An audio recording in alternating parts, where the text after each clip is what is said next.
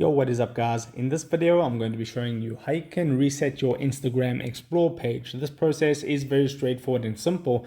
There's not much to it, so let's just get straight into it. So the first thing I'm going to do is I'm going to open up Instagram. Then you'll be on your Instagram homepage.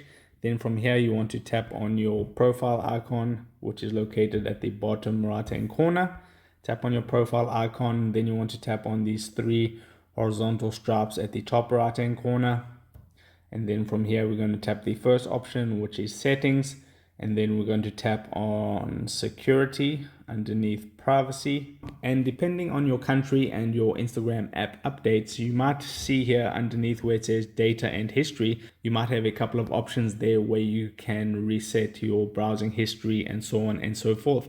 But you can see for me, I don't actually have that option. So for me, what I need to do is I need to tap on the little magnifying glass icon here to go to my Instagram Explore page, and then that'll take me to my Explore page. And then you'll see all these different posts. So to actually start the process of resetting your Instagram Explore page, you can tap on a post. Let me just say this post right here.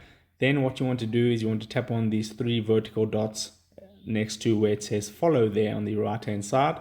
And then what you want to do is tap on not interested. This is going to tell Instagram that you're not interested in that type of content. You can see it says this post has been hidden. We'll show fewer posts like this from now on. So you're telling the algorithm that you don't want to see those kind of posts. Then you can go back and you can tap on, and then you can tap on any of the other photos, tap on the three dots, tap on not interested, and just repeat that process until your Instagram Explore page slowly starts to show you stuff that you're actually interested in. Now, if you do like a particular post, then what you can do is you can like it, and then that'll tell the algorithm that you're interested in that, and will keep showing you more of what you like. So that's the process.